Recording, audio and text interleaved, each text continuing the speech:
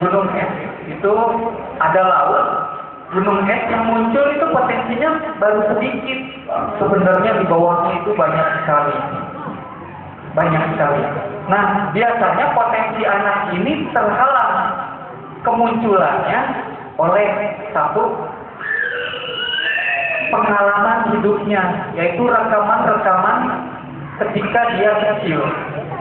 Macam-macam rekaman yang dia alami untuk menghambat potensi yang muncul, yaitu rekaman satu, rekaman selalu dimarahi oleh ayah ibunya.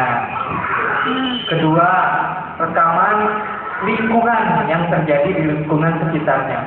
Ternyata hal-hal seperti itu saya dengar dari seorang psikolog adalah hal-hal yang menghambat kemunculan dari potensi anak kita. Sebenarnya anak-anak kita mempunyai potensi yang besar, yaitu anak-anak mempunyai potensi untuk merubah dunia. Untuk merubah dunia. Tapi dia sendiri belum tahu caranya untuk merubah dunia. Nah, caranya kita tanyakan kepada tetap aja lempar gitu. Itu kalau dari saya, yang saya tahu ketika anak-anak saya di usia balita itu, ke satu katanya jangan terlalu banyak ngomong jangan kepada anak. Tapi katakanlah ulah. Oh, sabiwai.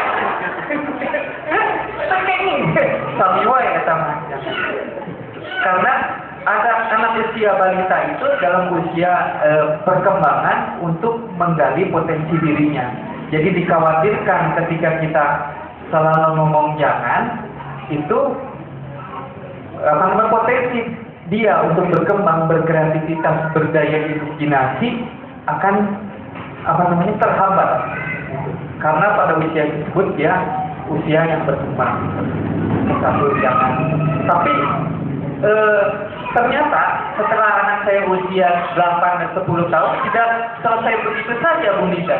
Ternyata sudah mulai keluar dampaknya. Kenapa waktu itu saya dan ibunya tidak ngomong jangan. Jadi akhirnya saya ibu pintar berdebat. Jadi kalau misalnya kasih tahu, nih kalau belajar matematik saya gini gitu. Kata ibu guru nggak begitu. Kata ibu guru tidak begitu, seperti itu. Enggak, ini ayah kasih tahu. Nggak mau caranya seperti itu. Rasanya ingin yang seperti kata ibu guru, katanya. Gitu. Iya, ini ayah kasih tahu yang ini. Saya nggak mungkin nggak ngomong ibu guru salah juga itu. Ayah kasih tahu. Dan harus kita ikutin. Baik, kalau Rasid ingin cara yang ibu guru, boleh ikutin dulu ibu guru. Ini ayah kasih PR, tanyakan sama ibu guru yang kata ayah benar atau tidak. Jadi kuncinya adalah sabar dan sholat. Bener nggak ibu-ibu? Aduh, itu ngadepin anak ya, dimarahin juga gimana, di ini juga gimana gitu. Tapi ya memang kalau di rumah saya mah yang paling sering marah-marah adalah ibunya. Saya yakin kalau ibu-ibu di sini mah tidak ya.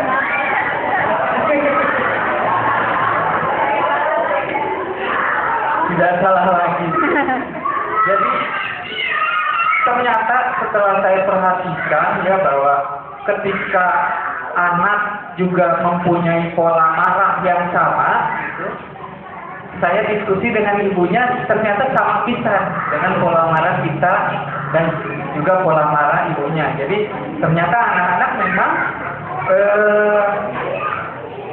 kertas yang masih putih itu dia merekam dan mencatat bagaimana kita memperlakukan dia, dan dia akan melakukan hal yang sama ketika dia marah, ketika dia menyelesaikan masalah, ketika dia.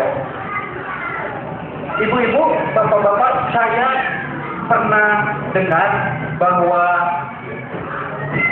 keluarga yang terbaik di dunia menurut survei adalah keluarga dari Cina. Kenapa? Karena waktu dia pergi sekolah oleh ayah ibunya disuruh nganter dagangan dulu. Ini nganterin kue. Kan. Kemudian pulangnya harus mengambil hasil jualan dulu. Itu katanya keluarga terbaik di dunia. Hasil riset ya. Keluarga kedua adalah keluarga Yahudi, keluarga Israel. Kenapa seperti itu?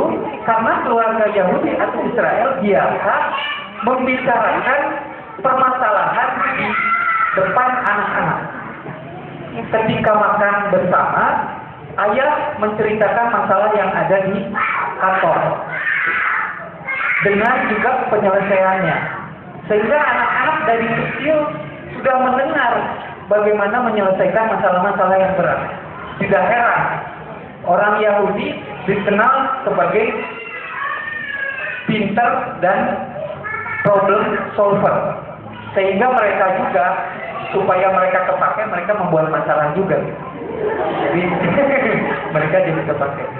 Yang keempat, keluarga, saya lupa bangsanya apa, tapi ini agak ekstrim, yaitu anak diberikan kasih sayang, juga rekaman-rekaman yang positif, yang sama rata semua anak di seluruh negeri itu, yaitu dengan jalan anak ketika lahir menjadi hak milik kota atau daerah.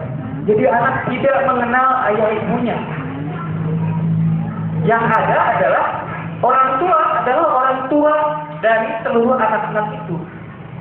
Jadi anak-anak tidak mendapat rekaman perlakuan yang negatif, mendapat perlakuan kasih sayang yang positif yang sama dari semua warga kota tersebut.